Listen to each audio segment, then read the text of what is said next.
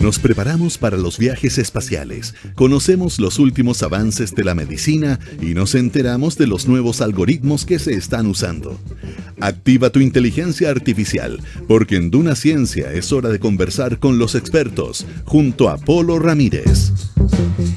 Y hoy día vamos a conversar con un experto en, ya nos va a explicar de qué se trata, en organoides y metástasis, organoides tumorales, y tiene que ver con tejidos y la forma, con los tejidos humanos y la forma en que se diseminan las células cancerígenas, formando justamente lo que conocemos como metástasis, ¿no es cierto?, que es la aparición del cáncer en distintas regiones de un organismo. Y estamos acompañados del doctor Hugo González. Él es profesor asociado de la Fundación Ciencia y Vida, profesor adjunto además de la Escuela de Medicina de la Universidad de California en San Francisco.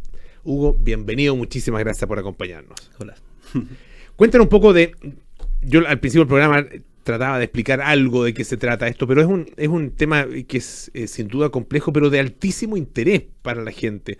El cáncer es una de las enfermedades más presentes en el mundo, en nuestro país también, y de manera creciente, esto a partir de la mayor longevidad, ¿no es cierto?, de las personas. Entonces, efectivamente va a generar sin duda mucho interés lo que tú nos puedas explicar sobre estos estudios. Sí, claro, bueno, creo que tú diste en el clavo cuando hablaste de longevidad, right? Creo que el precio a pagar por esta vida tan larga que tenemos es esta mayor incidencia de cánceres, ¿cierto? Ahora, nosotros trabajamos particularmente, como tú decías, en metástasis, que metástasis es esta diseminación de las células tumorales de un tumor primario a un lugar distante, como por ejemplo una paciente con cáncer de mama desarrolla metástasis en el cerebro o en el hueso o en el hígado, etc. Ahora, esto es súper importante para dar un poco de contexto a la gente, porque más del 90% de las muertes en cáncer se producen específicamente por metástasis.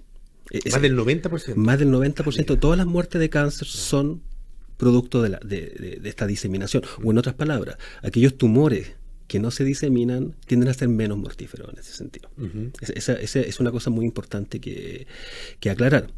Y lo que nosotros hacemos en particular es tratar de entender los mecanismos celulares que permiten o qué condiciones se tienen que dar para que se formen estos tumores. De ahí viene lo que tú decías inicialmente de estos organoides. Ajá. ¿A qué se refiere esa palabra? Mira, para entender primero un organoide hay que entender un concepto anterior, que es la idea de que los tumores son ecosistemas. Es una cosa muy importante de entender, que un tumor no es solamente una célula tumoral que está proliferando y proliferando, eso no produce cáncer. El tumor es mucho más complejo. Es un ecosistema que está compuesto por células tumorales, las células malignas, ¿cierto?, las que acumulan las mutaciones y comienzan a crecer de forma descontrolada, pero también una serie de otras células que acompañan al tumor. Células accesorias como células del sistema inmune, macrófagos, células mesenquimales, y todas estas células están de cierta forma, son corruptas porque el tumor las atrae para el tumor protegerse a sí mismo, ¿entiendes? Entonces es un sistema complejo. Y los sistemas y como es un problema complejo, requiere sistemas complejos para modelarlo. Clásicamente, para poder entender cáncer, lo que hemos hecho es estudiar líneas celulares. Líneas celulares que podemos crecer en platos de cultivo y estudiar sensibilidad a ciertas drogas, ciertas propiedades, etcétera, hacer incluso ingeniería genética con ellas. Pero eso no representa mucho lo que es un tumor realmente en un paciente. En un paciente un tumor es una estructura en 3D que tiene cierta organización, y ese tipo de estructura, modelarla es muy difícil. Por eso que usamos modelos experimentales como ratones, por ejemplo. Pero un ratón no es un ser humano pequeño, ¿entiendes? De ahí vienen los organoides. Entonces el organoide es eso. El organoide es una estructura autoorganizada, multicelular, que podemos trabajar in vitro, en platos de cultivo, preservando solamente toda la biología humana dentro de ese sistema. Y proviene de seres humanos, digamos. No es una estructura artificial. Hay diferentes tipos de organoides. Quizá el área que está más desarrollada es el área de los organoides derivados de células madre inducibles. Uh-huh. Que básicamente lo que se toma una escama de la piel, por ejemplo, ¿cierto?, de la piel, y se convierten estas células ya diferenciadas en células madre inducibles. Este fue el famoso premio Nobel de Yamanaka, ¿cierto?, uh-huh, el año 2014. Y a partir de estas células, ahora ya células madres que fueron diferenciadas de un paciente, se pueden rediferenciar en otras estructuras más complejas, por ejemplo, estructuras cerebrales. Se puede hacer un mini cerebro y eso se puede estudiar y se puede modelar in vitro, ¿entiendes? Ahora, en la parte de cáncer, nosotros también hemos generado organoides tumorales. ¿Cómo lo hacemos? Bueno, colaboramos con el área clínica, particularmente en mi caso he colaborado mucho con el Departamento de Neurocirugía de la Universidad de California en San Francisco, donde tenemos acceso a tumores cerebrales. Y estos los podemos crecer en un plato de cultivo y se puede hacer una serie de estudios con esto. Se puede estudiar sensibilidad a drogas, por ejemplo. Una de las promesas del organoide es que se puede tomar una biopsia de un paciente, se puede expandir, ¿cierto?, en el laboratorio y se pueden probar todas las drogas posibles y luego ver qué droga le hace efecto a ese cáncer en particular o a ese paciente en particular y luego tratar al paciente. Esa es como las expectativas que se tienen con esa parte. Y lo que nosotros hacemos y donde esto entra en metástasis es cuando nosotros combinamos estos sistemas. Los combinamos. Por ejemplo, nosotros generamos unas estructuras cerebrales que semejan una corteza cerebral humana, ¿cierto?, que tiene neuronas, tiene diferentes tipos de neuronas, neurona glutamatérgica, interneuronas, todo el tipo de neuronas que están en una corteza humana, y luego las combinamos en unos modelos experimentales in vitro con estos organoides de tumor.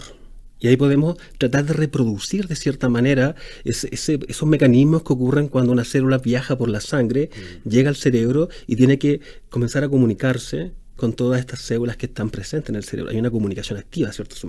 Están hablando las células y la célula tiene que colonizar. Es una inmigrante que llega a este tejido y tiene que encontrar la forma de sobrevivir y ocupar el espacio.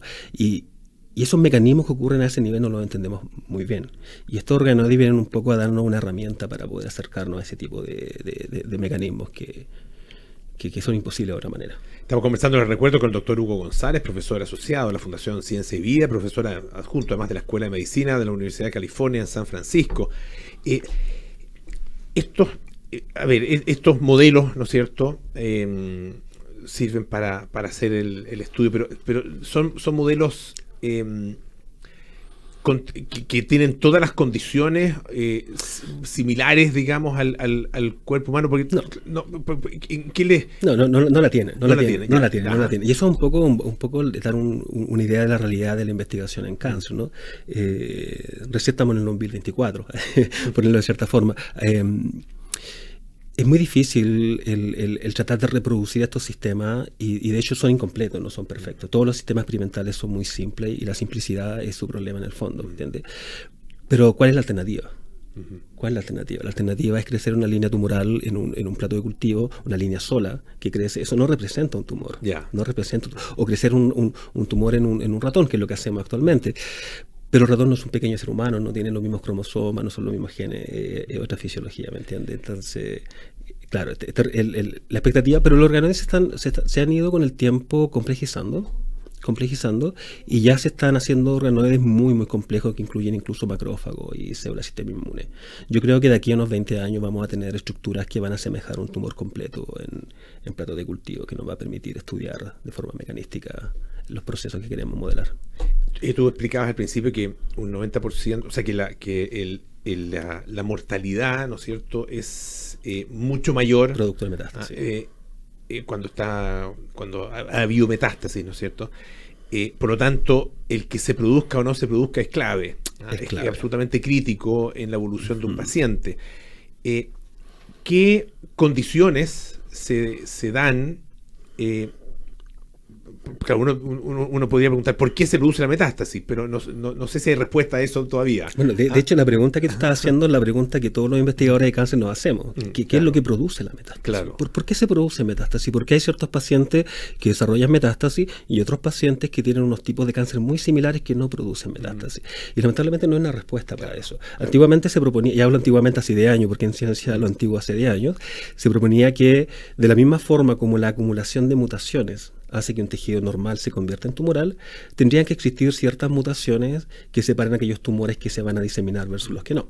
Ya, claro. A partir de ahí, todo tumor intenta hacer metástasis, formar metástasis, no. Y puede, por lo tanto, resultarle como si fuera, digamos, como si tuviera una cierta voluntad, ¿no es cierto? Pero pongamos, hagamos formulémoslo así para el ejercicio.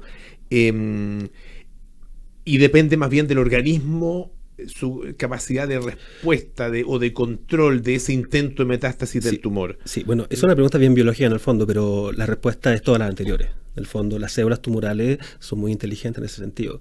Algo que caracteriza a las células metastásicas o aquellos tumores metastásicos es su persistencia. Persistencia significa que una vez que se diseminan, es muy difícil erradicarlos completamente en un organismo, es muy difícil. Y eso es porque estas células, de cierta forma, adquieren la capacidad de adaptarse a las condiciones que vengan. Por ejemplo, hay una droga con tratamiento, claro, la mayoría de las células mueren con la quimioterapia, la radioterapia, pero hay una pequeña fracción que sobrevive y vuelve a colonizar. El sistema inmune intenta eliminar esas células, y aún así hay unas pocas que escapan de esa respuesta inmune y logran colonizar después, posteriormente, y la recurrencia se convierte en una parte, es común en los pacientes con estadio 4 de cáncer, y eso es por las propiedades de estas células, que ahora sabemos, para terminar la respuesta anterior, que no son mutaciones. Hubo un estudio el año pasado, hace 2 años, con 25.000 pacientes buscando mutaciones en sus metástasis versus los tumores primarios y nunca encontraban las mutaciones específicas para metástasis. Lo que nos lleva entonces a tratar de entender, bueno, ¿qué es lo metastásico? ¿Por qué se diseminan? Y la respuesta en parte, yo creo, y esto es una visión más de mi nicho académico, es la forma como estas células hablan con su ecosistema. Y para eso tenemos que modelar estos sistemas. De ahí viene un poco la importancia de eso. Porque creemos que las células tienen una forma única de comunicarse para poder colonizar. Estamos conversando con el doctor Hugo González, profesor asociado a la Fundación Ciencia y Vida. ¿Cuál es el...? En la evolución de los organismos vivos, las cosas adquieren cierto sentido, ¿no es cierto? La evolución de los órganos, de las capacidades que se van desarrollando a partir de ciertos órganos, etc. En ese sentido, ¿qué papel juega un tumor? ¿Qué papel juega el cáncer? ¿Qué papel juega en general la enfermedad? Bueno, el metástasis en realidad se llama enfermedad metastásica, que es una enfermedad sistémica, que la mayoría de los pacientes que desarrollan algún tipo de metástasis distante, por lo general tienen otro tipo de metástasis en otras partes del cuerpo. ¿Entiendes? Ahora, la forma como el macrosistema se ve modificado por un tumor no está muy estudiado, hay pocos estudios al respecto, pero sí hay estudios que muestran que la sola presencia de un tumor primario ya facilita el resto de los órganos para que posteriormente sean colonizables, que es lo que se llama nicho premetastásico, donde ya no hay metástasis en un pulmón, o no hay metástasis en el cerebro de un cáncer colorectal, por ejemplo, pero el órgano, ese pulmón o ese cerebro de ese paciente ya está precondicionado, que facilita la llegada de otras células a que sean capaces de colonizar ese órgano. Una especie de predisposición de los órganos para que efectivamente se produzca entonces, claro, esa metástasis. Predisposición o entrenamiento. Quizá el tumor entrena al resto del organismo para ser más receptivo o menos hostil a la célula tumoral. Claro. Y cuando se habla de tumores más agresivos que otros, digamos, o más que de tumores, de un cáncer más agresivo que otro, ¿nos estamos refiriendo a esto? ¿O más bien tiene que ver con las características del tumor primario? Es que el tumor primario, el tumor en el fondo es la metástasis. Muchas veces las metástasis no son exactamente igual que el tumor primario, pero en general, como la regla es que si el tumor no se disemina, por lo general no se considera tan agresivo. Ahora, eso no es siempre la regla, hay excepciones. Por ejemplo, en cáncer de pulmón, hay pacientes que no tienen metástasis y aún así tienen muy alta mortalidad, lo mismo que el cáncer pancreático. Pero en general, en la mayoría de los pacientes, para darte un ejemplo, en el cáncer de mama, aquellos pacientes que no desarrollan metástasis distante, la sobrevida a los 5 años sobre el 95%, versus un 20% de los pacientes que sí lo desarrollan al momento del diagnóstico. Entonces, claro, una diferencia gigantesca. Hugo, ¿cuál es la perspectiva de este estudio? ¿Cuál es su ambición, digamos? Bueno, nosotros tenemos un par de estudios donde nosotros nos gusta estudiar la progresión tumoral desde el paciente. Esa es una cosa importante. Entonces, toda nuestra etapa de descubrimiento y desarrollo de hipótesis surge de estudios directamente de tumores humanos. Y para eso usamos diferentes tecnologías, particularmente usamos secuenciamiento de célula única, estudio epigenético, y eso nos ayuda a obtener información que después podemos llevarla a modelos más simples. Y de los organoides, el objetivo por ahora es tratar de primero ver si estas estructuras reproducen ciertos procesos que sabemos que existen en los pacientes, pero ahora in vitro. Una vez que podamos demostrar eso, que estamos en proceso de demostrar ese tipo de principio, la herramienta nos permite hacer prácticamente todo lo que no podíamos hacer antes. Por ejemplo, nos permite combinar este sistema con CRISPR. Podemos ir a eliminar ciertos genes del sistema. O podemos, edición genética, digamos. Edición genética. Podemos, y en este caso podemos editar tanto la parte tumoral como la parte del host que estamos regulando. Entonces, eso es imposible hacer actualmente. También podemos, por ejemplo, probar drogas, o podemos usar anticuerpos bloqueantes. O sea, podemos probar terapias en un plato de cultivo, y eso es quizás lo más revolucionario de esto. Doctor Hugo González, profesor asociado a la Fundación Ciencia y Vida, que a su vez está asociada, ¿no es cierto?, con la Universidad San Sebastián, profesor adjunto además de la Escuela de Medicina de la Universidad de California en San Francisco. Muchísimas gracias por estar esta tarde aquí en Aire Fresco. Gracias por la invitación. Ya nos vamos, viene Cartas Notables con Bárbara Espejo, Nada Personal con Matías del Río, Josefina Ríos, Terapia Chilensis con Arturo Fonten, María José Ochea y Noam Titelman. Nosotros nos juntamos mañana a las 6 de la tarde para más Aire Fresco. Que estén bien.